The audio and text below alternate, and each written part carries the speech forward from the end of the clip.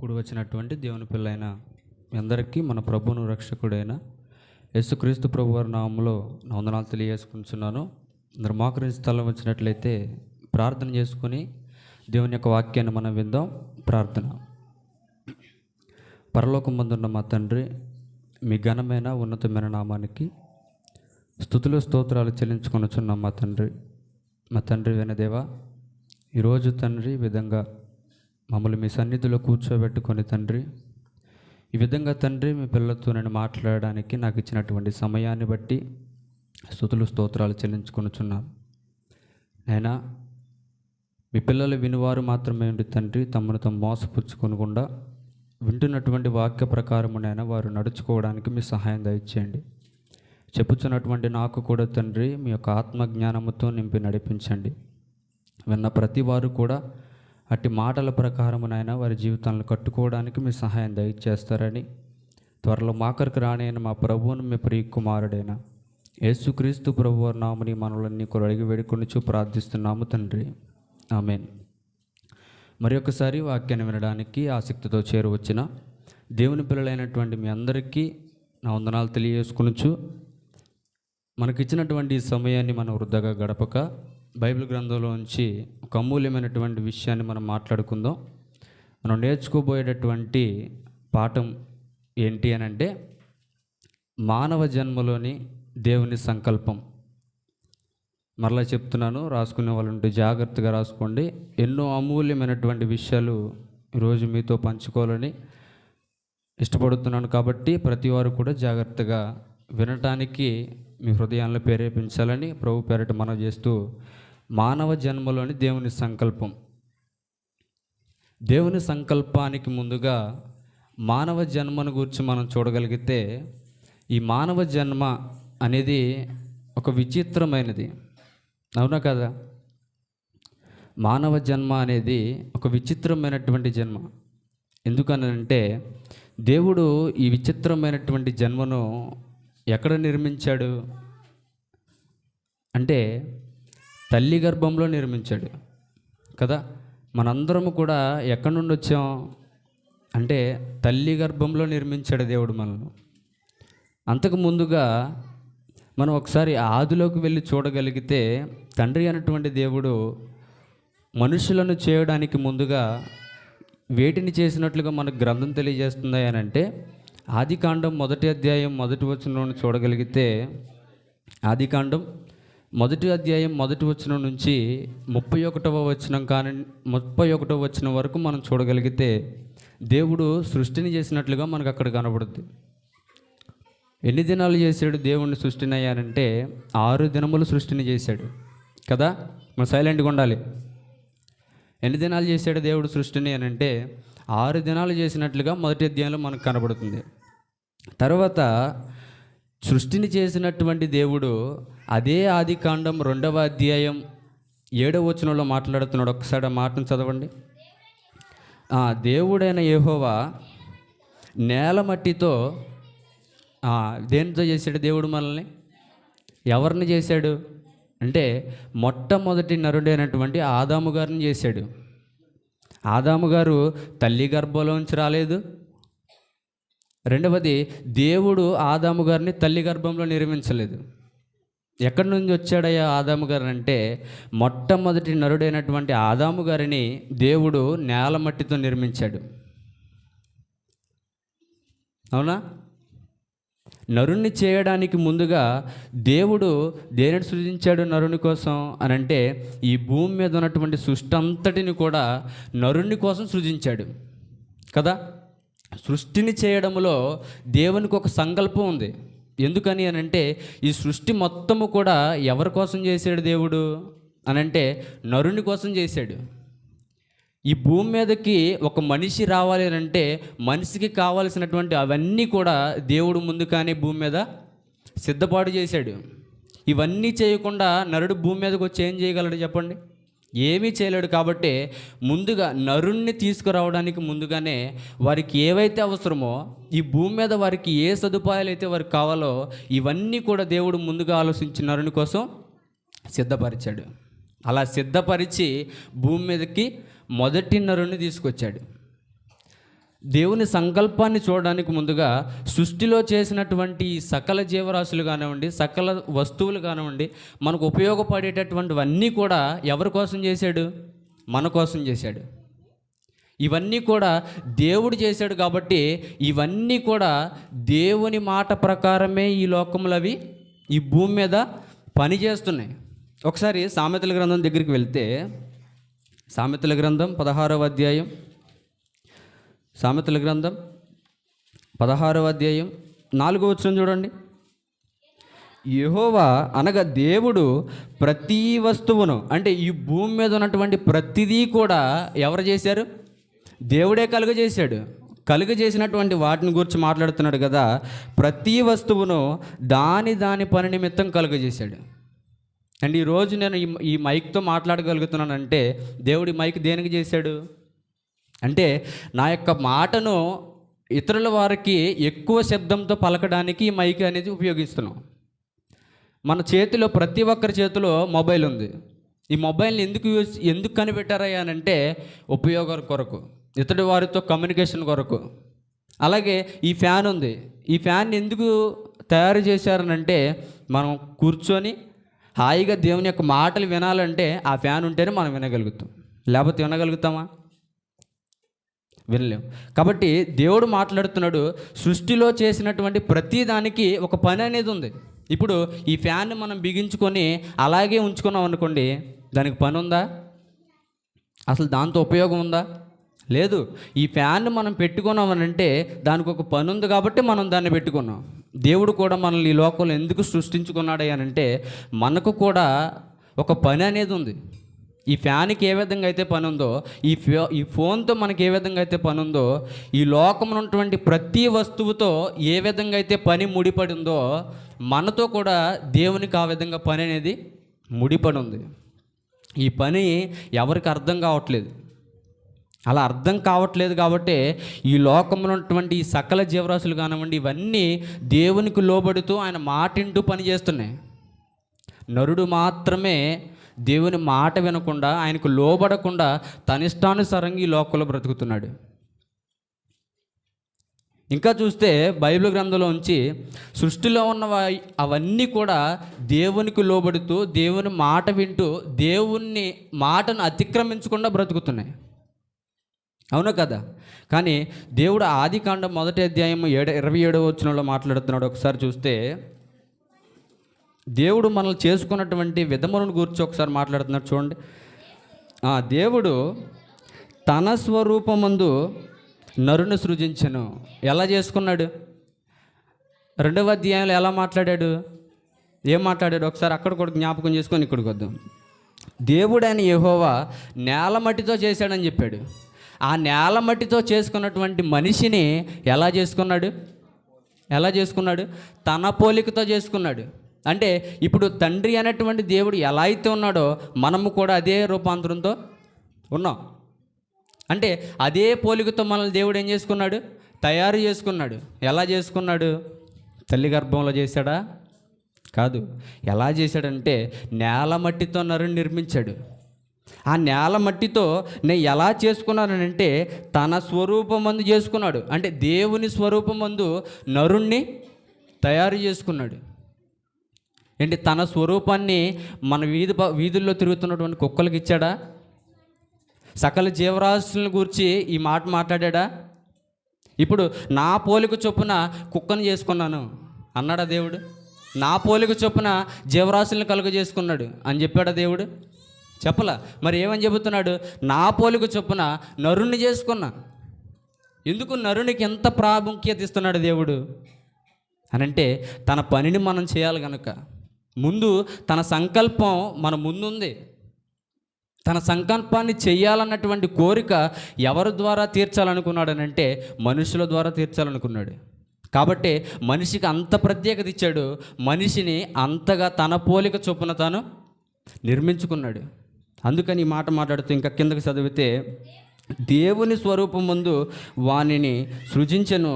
వారిని ఎలా చేశారంటే స్త్రీనిగా చేశాడు, పురుషునిగాని చేశాడు.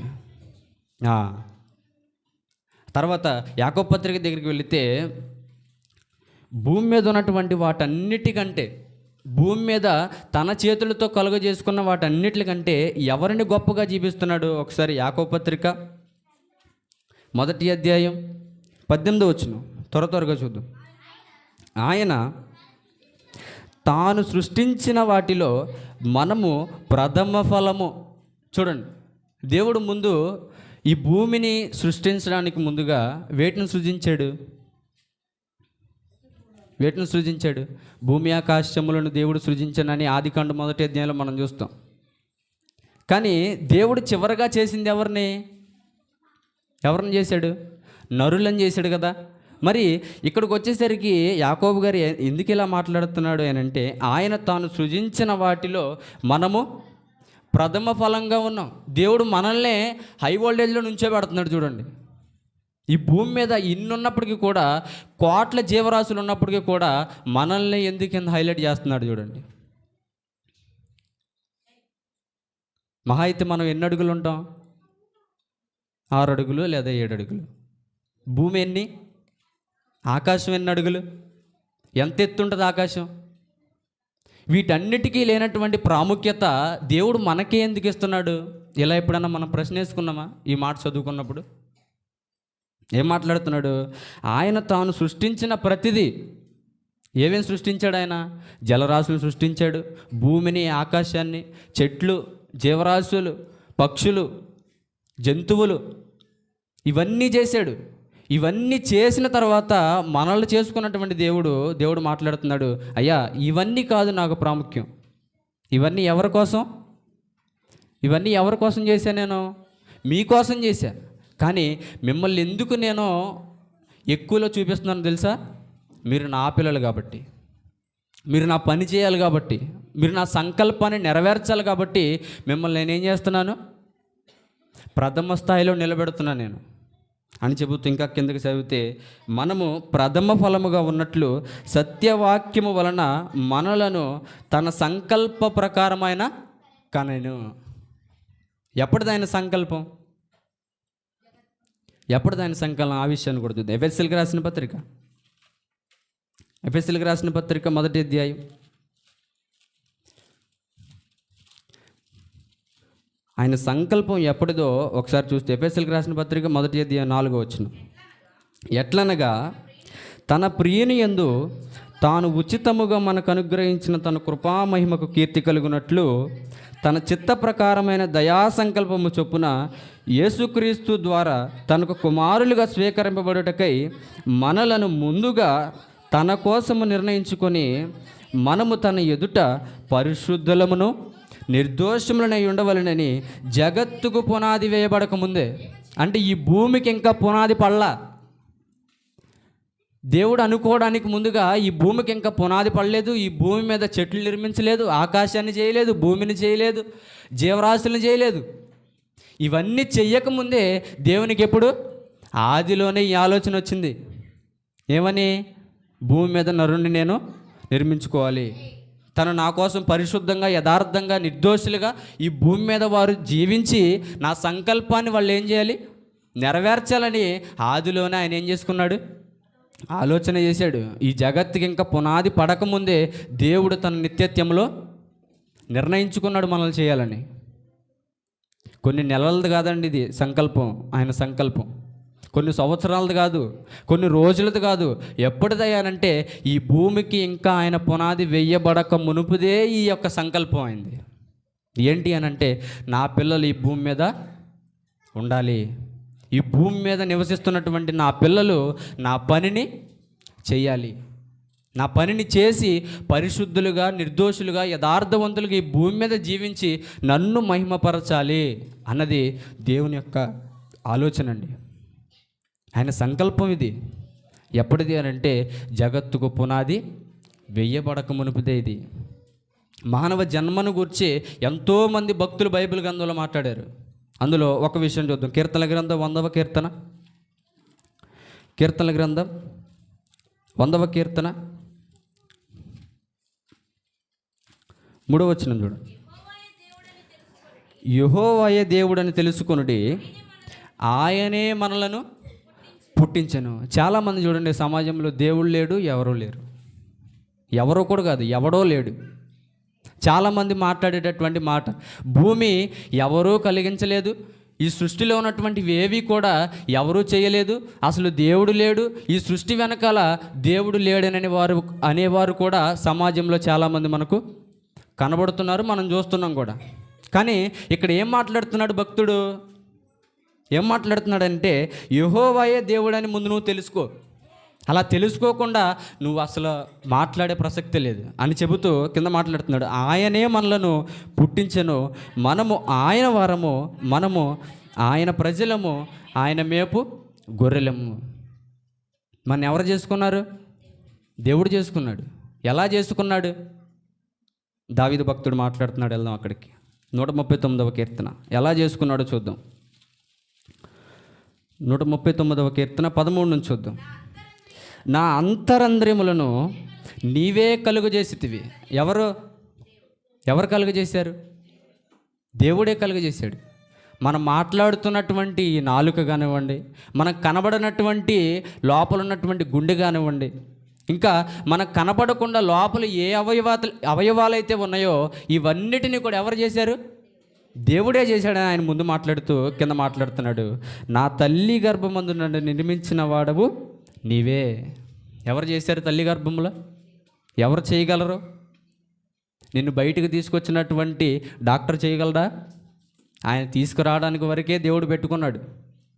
నర్స్ చేయగలదా? చేయలేదు. నీ తండ్రి చేయగలడా? నీ తల్లి చేయగలదా? ఎందుకు చేయలేరు అంటే వారి వల్ల కాదు ఇది అని చెబుతూ కింద మాట్లాడుతున్నాడు కదా. నీవు నన్ను కలుగజేసిన విధము చూడగా భయమును ఆశ్చర్యమును పుట్టుచున్నది. అంటే నిజంగా ఆశ్చర్యం కాదా? తల్లి గర్భములో 9 నెలలు దేవుడు ఒక నిర్మాణాన్ని చేస్తున్నాడనంటే ఆశ్చర్యం కదా? ఆ ఉన్నటువంటి ఆ 9 నెలల్లోనే ఈ తల ఏర్పడడం, చేతులు ఏర్పడడం, లోపల ఉన్నటువంటి ఆ అవయవాలు ఏర్పడడం, ఇవన్నీ ఆశ్చర్యమా కాదా? నిజంగా ఆశ్చర్యమేనండి. మనకు ఎంత ప్రాధాన్యతనిస్తూ తన చేతులతో తానే మనల్ని నిర్మించుకుంటూ మనల్ని భూమి మీదకు ఆయన తీసుకొస్తే, ఆయన సంకల్పాన్ని విడిచిపెట్టి ఆయన యొక్క ఉద్దేశాలను మరిచిపోయి మనం ఈ లోకంలో బ్రతుకుతున్నాం. ఇంకా చూద్దాం ఆయన సంకల్పం ఏముందో ఒకసారి. ఇంకా 3 విషయాలు చూసుకొని మనం ముగించుకుందాం. కొరింథీయులకు రాసిన మొదటి పత్రిక, అపోస్తలుడైన పౌలు కొరింథీయులకు రాసిన మొదటి పత్రిక 6వ అధ్యాయం 19వ వచనం చూడండి. మీ దేహము దేవుని వలన మీకు అనుగ్రహింపబడి ఉన్నది. మీ దేహం ఎలా వచ్చింది? దేవుడు చేస్తే వచ్చింది మీకు దేహం. ఈ లోకంలో ఎవరు కూడా చేయలేనటువంటిది. ఆ తర్వాత కింద చెబుతున్నాడు, చదవండి. మీలోనున్న పరిశుద్ధాత్మకు ఆలయమై ఉన్నదని మీరు ఎరుగరా? మీరు మీ సొత్తు కారు, మీరు విలువ పెట్టి కొనబడిన వారు కనుక మీ దేహముతో దేవుణ్ణి మహిమపరచుడి. ఈ దేహంతో మనం ఏం చేయాలి? దేవుణ్ణి మహిమపరచాలి. అలా కాకుండా నువ్వేం చేస్తున్నారండి? ఈ లోకంలో తన దేహముతో తమ ఇష్టానుసారంగా వృధాగా గడుపుకుంటున్నారు. ఈ లోకంలో దేవుడిచ్చినటువంటి ఈ దేహాన్ని ఏం చేస్తున్నారయ్యానంటే పాడు చేసుకుంటున్నారండి. ఈ దేహముకు ఉన్నటువంటి విలువ ఈ పాడు చేసుకునే వారికి అర్థం కావట్లేదు.